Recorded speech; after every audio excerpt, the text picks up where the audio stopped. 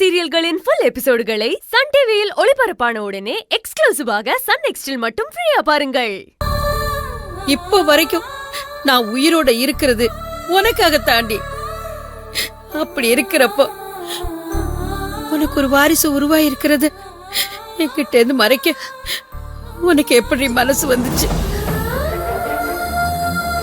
இது எவ்வளவு பெரிய விஷயம். இத நீ என்கிட்ட இருந்து மறைச்சிருக்கேன்னா இதுக்கப்புறம் நான் எதுக்காக யாருக்காக உயிரோட இருக்கணும்? நான் உயிரோட இருக்கிறதே வேஸ்ட் தான். ஐயோ ஐயோ ரஞ்சிதா, என்ன மன்னிச்சிரு ரஞ்சிதா, ப்ளீஸ்.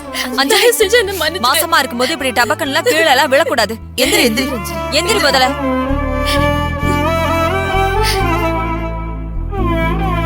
என்ன மன்னிச்சிரு ரஞ்சிதா, உன்கிட்ட சொல்லாதது என்னோட தப்புதான்.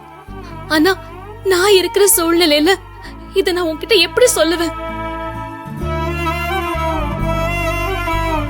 நீ மாசமா இருக்கேன்னு தெரிஞ்சா நாங்க அதை வச்சு இந்த கல்யாணத்தை நிறுத்திடுவோங்கிறதுக்காக தானே நீ சொல்லல.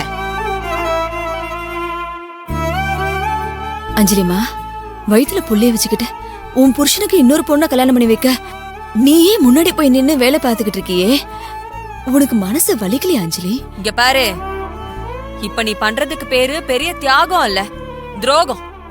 யாருக்கோ கொடுத்த வாக்க காப்பாத்துறதுக்காக கட்டின புருஷனுக்கு வயித்துல இருக்கிற பிள்ளைக்கும் துரோகம் பண்ணிட்டு இருக்க.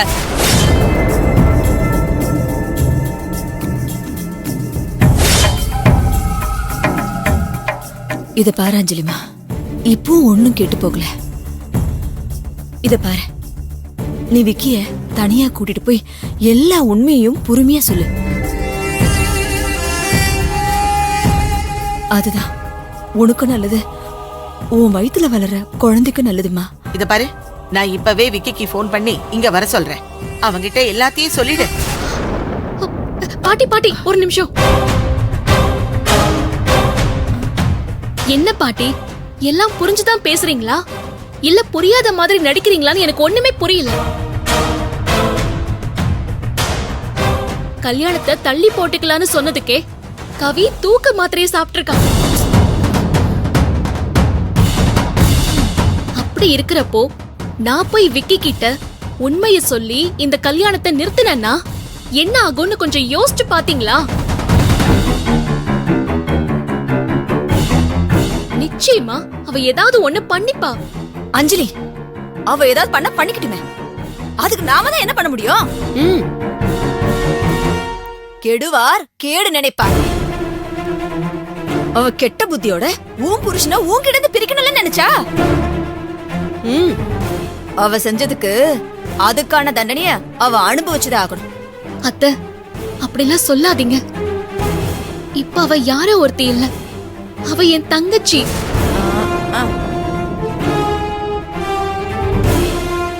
அப்படி இருக்கிறப்போ அவளோட வாழ்க்கையை நான் எப்படி அத ஸ்பாயில் பண்ணுவேன்?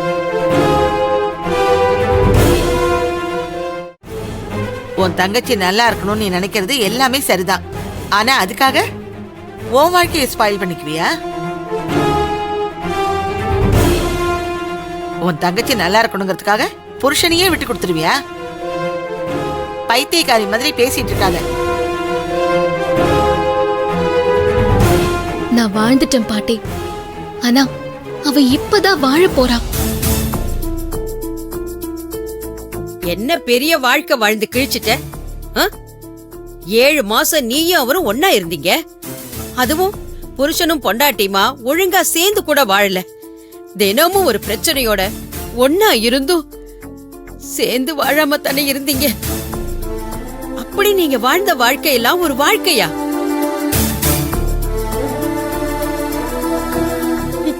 இதுல ஏதோ 700 வருஷம் ஒன்னா வாழ்ந்த மாதிரி பேசிக்கிட்டு இருக்கா. இந்த பாரு, புருஷன் பொண்டாட்டிங்கிறது கடைசி வரைக்கும் ஒன்னா வாழ்ந்து ஒன்னா சாகிறதுதான். இந்த பாரு அஞ்சலி, இதுக்கு முன்னாடி இருந்ததெல்லாம் வேற. ஆனா இப்ப உன் வயித்துல குழந்தை வேற இருக்கு. இந்த நேரத்துல உன் புருஷனை விட்டு கொடுக்கறேன்னு சொல்றதெல்லாம் முட்டாள்தனமான பேச்சு. இத பாரு, இனிமேல எங்களால எல்லாம் சும்மா இருக்க முடியாது. நீ விக்கி கிட்ட இத சொல்லலன்னா என்ன, நான் போய் விக்கி கிட்ட எல்லாத்தையும் சொல்லிட போறேன். ஏய் ரஞ்சிதா வா. பாட்டி, நீங்க எல்லாரும் போய் விக்கி கிட்ட ஏதாவது சொன்னீங்கன்னு வெச்சுக்கோங்களேன், அடுத்த நிமிஷமே நான் தூக்குல தொங்கிருவேன்.